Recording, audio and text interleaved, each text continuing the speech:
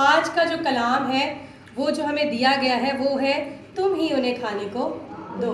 اور جو آج کا ٹاپک ہے وہ بھی یہی ہے کہ تم ہی انہیں کھانے کو دو۔ تو جب ہم اس کلام کا مطالعہ کرتے ہیں کہ یسوع مسیح جو ہے وہ شاگردوں سے کہہ رہے ہیں کہ تم ہی کیا کرو، ان کو کھانے کو دو، تو اس سے پہلے کہ جب ہم اس کلام کا مطالعہ کرنا شروع کریں یا اس پیرا کا ہم مطالعہ کرنا شروع کریں تو ہمیں اس بات میں یا اس آیت میں ہمیں ایک رخ نظر آتا ہے، اور وہ رخ نظر آتا ہے روحانیت۔ روحانیت نظر آتی ہے، کیا ہمارا باپ کے ساتھ تعلق ہے، کیا ہمارا مسیح کے ساتھ رشتہ ہے، کیا ہم رابطے میں ہیں، کیا ہماری زندگی دعائیہ ہے، کیا ہم باپ سے دعا کر رہے ہیں، کیا ہم اس کی حضوری میں جھک رہے ہیں، کیا ہم جو ہے جب ہم اس کے ساتھ رابطے میں ہیں تو رابطے میں ہمارے ساتھ وسیلہ کون جڑتا ہے؟ مسیح یسوع، وہ جو کلمہ زندگی ہے، وہ کلمہ زندگی ہے۔ اور جب یسوع مسیح کے ساتھ ہم رابطے میں جڑ جاتے ہیں تو یسوع مسیح کے وسیلہ سے ہمارا ڈائریکٹ رابطہ کس سے ملتا ہے؟ باپ سے۔ تو سب سے پہلے ہمیں یہ پتہ ہونا چاہیے کہ ہماری روحانیت جو ہے وہ باپ کے ساتھ جڑی ہوئی ہے، ہم روحانی ہیں، ہم دعا کر رہے ہیں، ہم اس کے ساتھ پیوست ہیں، ہم اس کی حضوری میں جھک رہے ہیں، بلا ناغہ اس سے دعا کر رہے ہیں، کیونکہ جب ہم دعا کر رہے ہیں اور دعا کے ساتھ ہم رابطے میں ہیں اور مسیح ہمارے ساتھ ہے تو اس کے وسیلہ سے روح القدس کیا ہے، وہ ہمارے،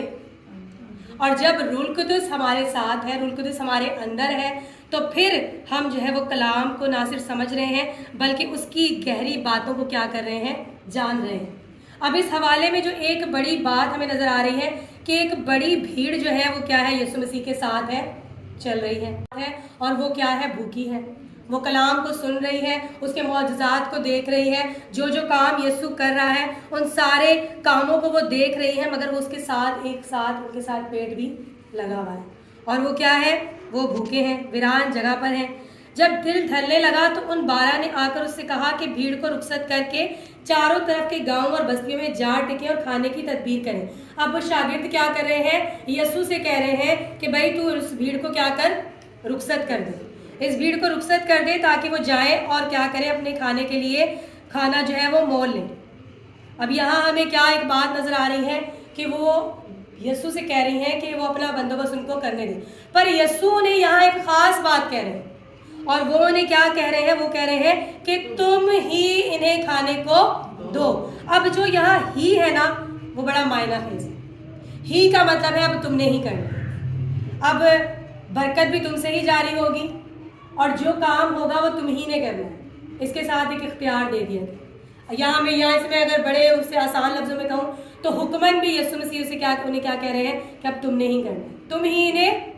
جی ساتھ رہیں گے، تم ہی انہیں کھانے کو دو، تاکہ ہمیں یاد رہے کہ آج کا کلام کیا ہے، تم ہی انہیں کھانے کو دو۔ تو یسوع نے کیا کہا، ایک اختیار اپنے شاگردوں کو دیا ہے اور یسوع نے ان سے کہا ہے کہ تم ہی نے یہ کرنا ہے۔ اب یہ حکم بھی ہو گیا ہے کہ یہ کرنا ہی کرنا ہے، اور شاگردوں کو، جبکہ وہ یسوع کو پتا ہے، یسوع کہہ رہے ہیں کہ یہ تو ان سے، اگر ہم یوحنا کی انجیل کا مطالعہ کریں تو وہاں لکھا ہے کہ یسوع جانتا تھا، لیکن یسوع نے پھر بھی انہیں آزمانے کے لیے پوچھا کہ کیا کتنے کی روٹیاں آ جائیں گی۔ پوری بات چیت یسوع کر رہے ہیں، حالانکہ یسوع اس سارے بات کو، اس سارے اس مناظر کو جانتے ہیں، اس سارے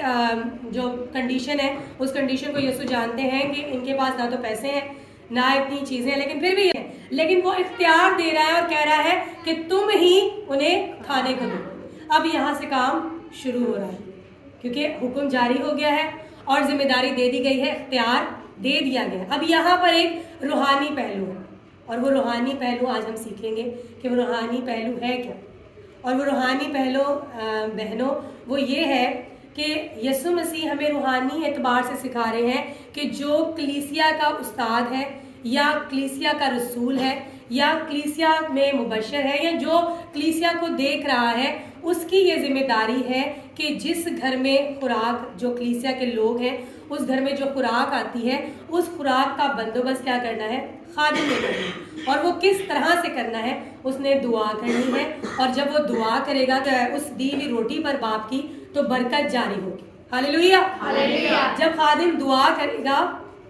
تو برکت کیا ہوگی، جاری ہوگی، اور خادم کے دعا کرنے سے پھر کیا ہوگا، بہنا شروع ہو جائے گا۔ हालेलुया। तो ये तो है एक रूहानी पहलू कि जब खादिम दुआ करेगा तो दुआ के वसीले से क्या होगी, बरकत जारी होगी, एक इख्तियार मिलेगा। इख्तियार किस बात का मिला है कि तुम ही इन्हें खाने को दो,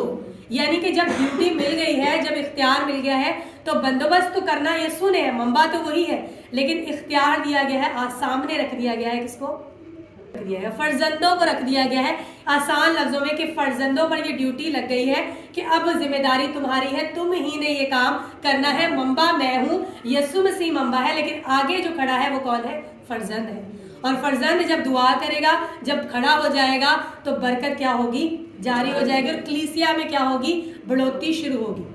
और कलीसिया में क्या होगा, दिन ब दिन तरक्की होना शुरू हो जाएगी। Hallelujah, hallelujah. फिर एक और पहलू हम देखेंगे जो हमें बाइबल तखमीनन 50-50 की कतारों में बिठाओ, और ये बड़ा ही 10 नंबर है कुव्वत का और 50 नंबर है रूहुल कुद्दस का। तो यहाँ तो एक बड़ा काम होने वाला है। हम रूहानियत से शुरू हुए हैं, हमने सीखा है कि जब हमने शागिर्द बनना है तो हमारे अंदर पहली चीज़ क्या होनी चाहिए,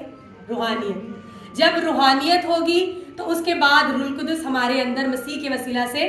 आ जाएगा, और जब रूहुल कुद्दस आएगा तो यहाँ पर जो 50-50 की कतारें बनाई गई हैं तो इसका एक बड़ा काम है, वहाँ रूहुल कुद्दस का एक बड़ा काम होने वाला है, और वहाँ पर क्या होना है, 5000 मर्द और उसके अलावा औरतें और बच्चों को खुराक आनी है, और वो कहाँ से आनी है, आसमान से आनी है। मंबा यीशु मसीह है, और सामने उसने किसको खड़ा कर दिया है, अपने रसूलों को, और क्या कहा है, तुम ही इन्हें खाने को दो। Hallelujah, hallelujah.